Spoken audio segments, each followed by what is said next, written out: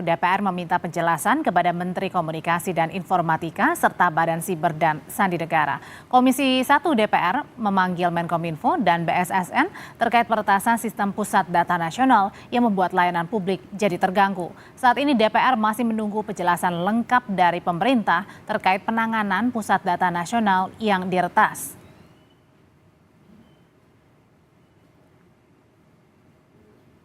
Menteri Komunikasi dan Informatika Budi Aris Setiadi menyebut serangan ransomware kepada Pusat Data Nasional berdampak pada layanan 30 kementerian dan lembaga serta 15 provinsi. Total ada 239 instansi pusat dan daerah yang terdampak. 43 instansi tidak terdampak. Beberapa layanan seperti imigrasi dan pemerintah kota Kediri berhasil pulih. Status layanan PDNS 2 per 26 Juni 2024. Instansi pengguna yang terdampak layanannya itu kementerian lembaga ada 30, provinsi ada 15, kabupaten ada 148 dan kota ada 48. Total ada 239 kementerian lembaga daerah yang terdampak.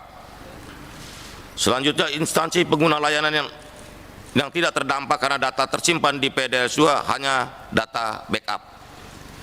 Yaitu kementerian lembaga ada 21, provinsi 1, kabupaten 18 dan kota 3, di mana total ada 43 instansi kementerian lembaga daerah yang tidak terdampak. Instansi pengguna yang berhasil recovery layanan adalah Kemenko Marves, layanan perizinan event, Kemenkumham, layanan keimigrasian, LKPP, layanan sikap, Kemenak, Sihalal dan Kota Kediri. Pemerintah menargetkan pemulihan layanan prioritas di kementerian, lembaga, dan instansi pusat maupun daerah akibat serangan siber pada akhir Juli 2024. Sementara pemerintah juga mengupayakan pusat data nasional pulih sepenuhnya Agustus 2024. Shortlist dan recovery layanan prioritas Kominfo, KSO, PDNS, Kementerian Lembaga Daerah itu diharapkan sampai akhir Juli bisa kita recovery total. Selanjutnya pemulih layanan yang memiliki backup ini dilakukan oleh Kominfo, KSO, PDNS, BSSN dan Kementerian Lembaga Daerah diharapkan akhir bulan Juli sudah selesai. Kurang dari 3 bulan sejak insiden, jadi full recovery layanan PDNS 2 KSO termasuk tindak lanjut rekomendasi hasil forensik diharapkan pertengahan Agustus 2024 sudah bisa dituntaskan. Redeploy layanan tenan itu minggu ketiga Agustus 2024. Melakukan perbaikan SOP minggu kedua Agustus 2024 dan evaluasi tata kelola PDNS. Badan Siber dan Sandi Negara menyebut pada tahun 2023 sudah pernah mengeluarkan prediksi kemungkinan serangan siber ransomware akan terjadi pada tahun ini. Prediksi ini sudah disampaikan ke kementerian dan lembaga agar bisa diantisipasi. Sudah membuat prediksi untuk semua.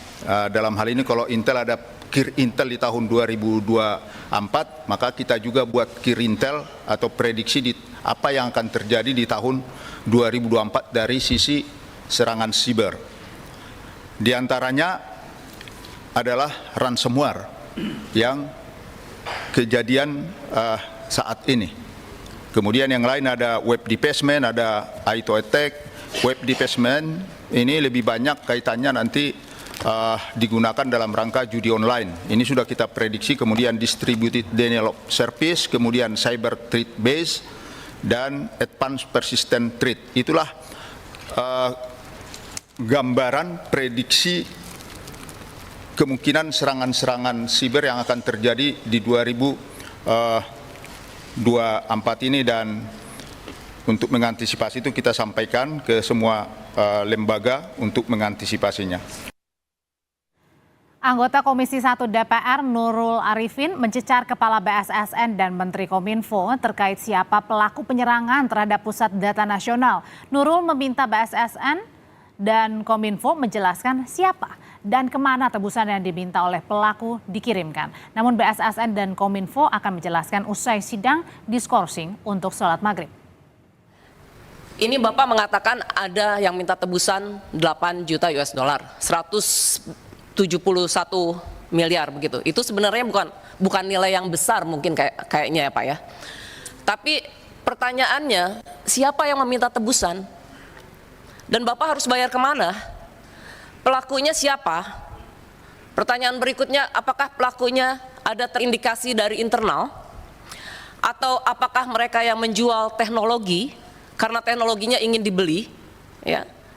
Atau pelakunya adalah seperti Bapak Ludwig tadi katakan, bukan orang yang marah karena usaha judi online-nya diganggu oleh Bapak, misalnya ya. Judulnya itu diganggu oleh Bapak, apakah mereka yang marah, begitu ya. Dan yang terakhir, pertanyaan saya keempat adalah, bagaimana dengan penyedia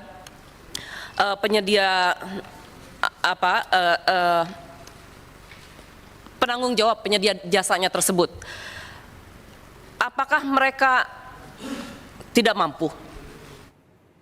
Sementara itu, Direktur Network and IT Solution PT Telkom, Herlan Wijanarko menyebut data yang terkena ransomware sudah tidak dapat pulih atau diperbaiki. Tapi Telkom klaim tengah menyiapkan data cadangan di server atau peladan lain agar sistem bisa kembali bekerja. Herlan bilang saat ini mengidentifikasi data-data yang masih punya cadangan di tempat lain, khususnya data milik instansi pemerintah.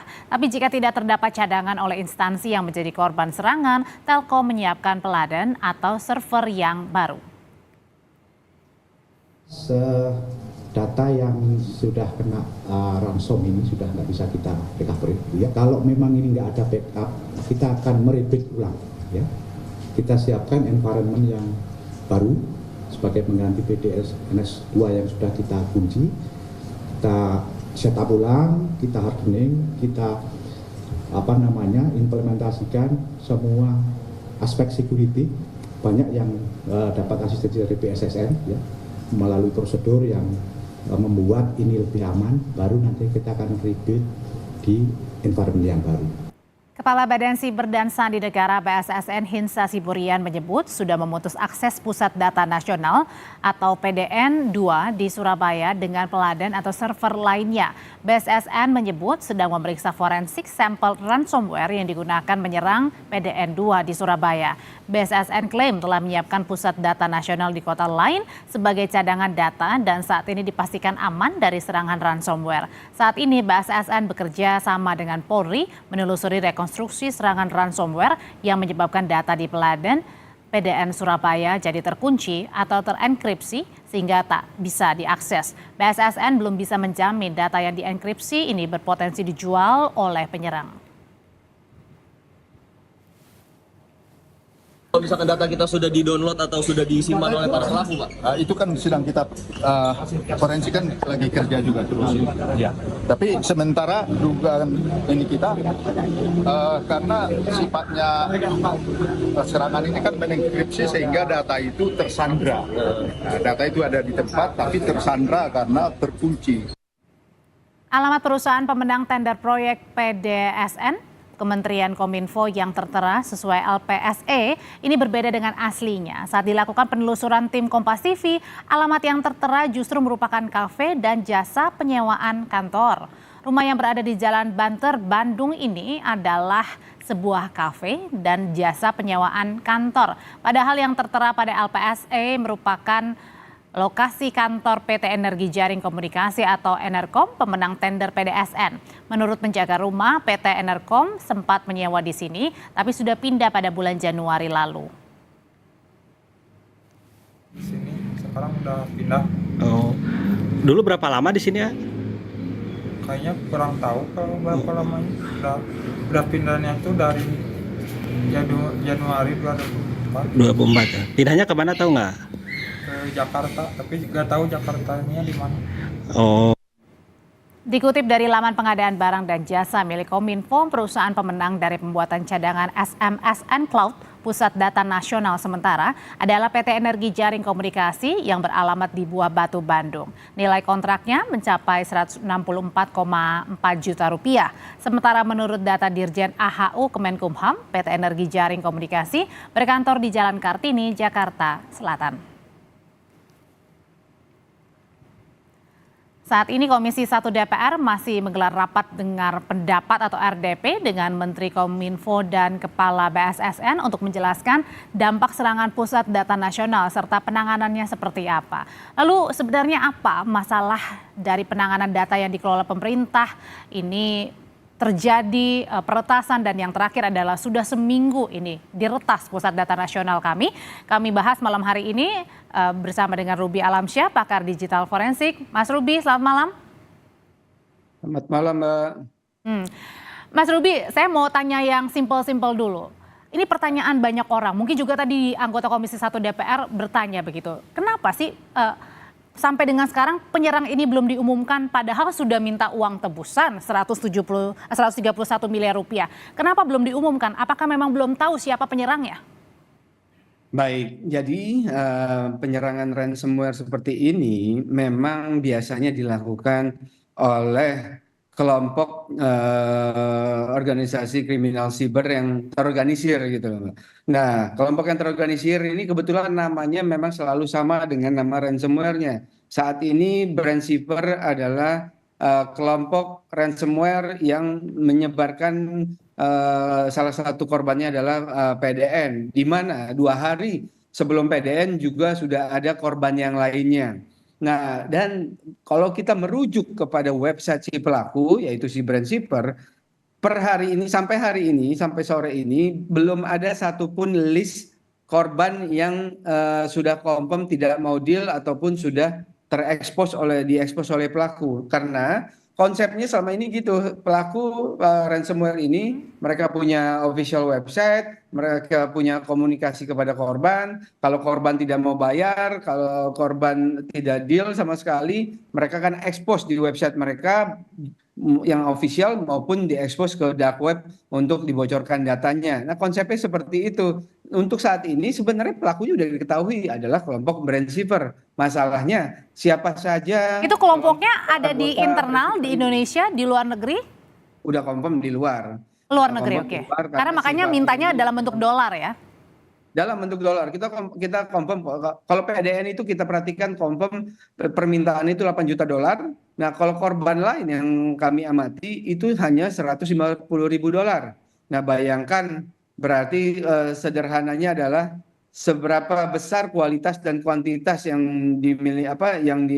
diretas oleh Mas Ruby, ini di PDN dibandingkan korban yang hanya cuma diminta bayaran 150.000 dolar. Karakternya kalau dari si peretas ini kira-kira kalau kita analisa nih, kenapa nih? Apakah ada pesanan? Misalnya retas dong pusat data nasional, apalagi tadi dikatakan oleh Bu Nurul Arifin dalam RDP begitu, jangan-jangan karena judi online nih, makanya ada yang kesal lalu diretas PDN kita. Oke. Itu sah-sah aja sih, asumsi itu atau pemikiran seperti itu sah-sah aja. Tapi kalau kami biasa kerja objektif ya ngelihat kasus-kasus seperti ini. Nah, kalau yang PDN ini, baik si Brandsiper ini, karena memang belum ada satupun korban yang di list yang di daftar official mereka, nah itu bisa sah-sah aja asumsi.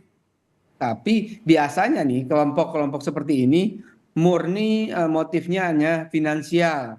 Masalah mereka ditumpangi atau tidak itu perlu kita buktikan. Mereka murni finansial dan murni biasanya penyebaran ransomware-nya itu targetnya itu non targeted, alias mereka nyebarin aja tuh phishing link, mereka nyebarin aja ransomware secara random. Nanti kalau ada yang ngeklik, ada yang mendownload baik dari website ataupun dari email yang dikirim, baru akan terinfeksi gitu loh. Mas Ruby. Biasanya random, Mbak. Biasanya random ya. Nah, kalau gitu kan sudah diminta uang tebusan 131 miliar rupiah kalau di Indonesia kan begitu, atau dirupiahkan. Nah, tapi satu sisi kan ini sudah 1 minggu nih jalan. Kalau begitu bayar atau nggak bayar, data kita udah bocor kemana-mana dong. Udah bisa digunakan sama si peretas itu untuk kegunaan lain? Ya, baik. Kalau saya tidak membela PDN, tapi yang sepengamatan saya sampai hari ini, pelaku itu tidak mengakses ataupun memiliki data PDN. Pelaku hanya murni menyandera, mengunci sistem dan data PDN yang nggak bisa diakses lagi oleh PDN sama sekali. Nah, jadi pelaku menyatakan ke korban yang lain ya, berarti sama konsepnya, yaitu pelaku hanya mengunci, mereka tidak memiliki datanya. Dan mereka nggak bisa ngelihat itu datanya, buka? Iya, kalau mereka memiliki datanya, Mbak, ini menurut saya sih nggak sempat mereka ya, karena sebesar itu ya PDN. Menurut saya mereka murni konsepnya hanya mengunci, menyandera, dan meminta tebusan. Kalau mereka memang benar punya datanya, Mbak, nilainya pasti akan jauh lebih besar dari ini. Oh, oke. Nah, berikutnya adalah soal ini. Kan sampai sekarang misalnya layanan visa jadi terhenti kemana-mana. Orang mau bikin paspor juga kemudian bingung nih kapan jadi paspornya karena peretasan dari Pusat Data Nasional ini. Sementara tadi Menkominfo bilang paling lambat Agustus lah, mudah-mudahan semuanya bisa pulih. Satu sisi juga dari pihak PT Telkom bilang katanya data-data yang sudah diretas ini tidak akan bisa pulih begitu. Ini gimana jaminan data kita sebagai masyarakat? Ya, itu balik lagi sih akan tanggung jawab masing-masing instansi yang mana mereka juga bisa minta tanggung jawab kepada pengelola PDN nih kalau memang mereka merasa dirugikan ataupun datanya bocor. Nanti kan itu bisa dibuktikan secara forensik mereka datanya bocor di PDN kah atau memang bocor di tempat lain. Nah, itu harus dibuktikan secara forensik. Nah, kalau data-data kita yang di PDN persisnya, kalau saya sih sampai hari ini masih confident bahwa data tersebut nggak diakses sama pelaku nih, karena kita cukup banyak mengatasi korban-korban yang kena ransomware ini, baik instansi pemerintah maupun swasta, itu kita pelajari murni finansial dan dan mereka mostly jujur dalam artian mereka punya cara tuh, ini makanya kelompok terorganisir mereka jual ransomware-nya itu untuk dapat tebusan murni finansial, dan mereka punya sistemnya. Kalau udah dibayar udah dirilis. Tapi kalau nggak dibayar mereka rilis datanya ataupun mengekspos siapa instansinya, Tapi, apa saja. nah Mas Ruby, ini kemudian kalau misalnya kan sebenarnya Pusat Data Nasional ini menjadi satu hal yang diagung-agungkan gitu ya, karena terintegrasi juga dengan sistem pelayanan berbasis elektronik atau SPBE yang terus digaungkan oleh Kominfo begitu. Untuk menyatukan semuanya, data dari pusat, daerah, kelembagaan, kementerian. Ini sebenarnya baik nggak sih semua data disatukan dalam wadah yang sama, atau sebaiknya juga ada cadangan di mana-mana, atau jangan disatukan sebaiknya? Oke, prinsip dasar simpel memang, tidak ada sistem IT di dunia yang aman 100%. Itu kita confirm, udah sepakat semua pihak. Tetapi yang bisa kita lakukan adalah mengoptimalkan keamanannya. Nah, konsep apapun sebenarnya satu data ini memang mestinya udah ada kajian akademik dan lain-lainnya, sudah ada benchmark dari negara-negara lain. Memang bagus, tapi mungkin ada yang lebih bagus dari konsep satu data ini. Nah, tetapi kalau satu data dipaksakan untuk diimplementasikan, ya mbok jangan seperti PDNS kemarin gitu loh. Maksudnya ada dua kesalahan utama di PDNS kemarin. Satu, adanya tidak adanya pengoptimalan monitoring sistem sehingga ada pelaku yang menyusup, masuk, mengakses dan mengunci tanpa ada yang tahu. Lalu tahunya hanya setelah kejadian. Kedua, tidak ada backup sistem dari ini kesannya PDNS tidak secure by design gitu loh. Kalau secure by design, mestinya PDNS itu punya namanya DRC, Data Recovery Center, di mana? Apalagi juga sudah diperingati sama BSSN sebenarnya ya. Nah, kalau ada DRC, otomatis sistem utama kalau mati dengan cara apapun, nggak hanya ransomware, dibom, kena gempa, otomatis backup itu nyala otomatis. Iya, Mas Ruby Alamsyah, terima kasih untuk pandangannya mengenai peretasan Pusat Data Nasional yang sekarang juga kita sudah dengarkan atau sedang dengarkan rapat kerja bersama dengan Komisi 1 dan Kominfo. Terima kasih Mas Ruby. Sama-sama.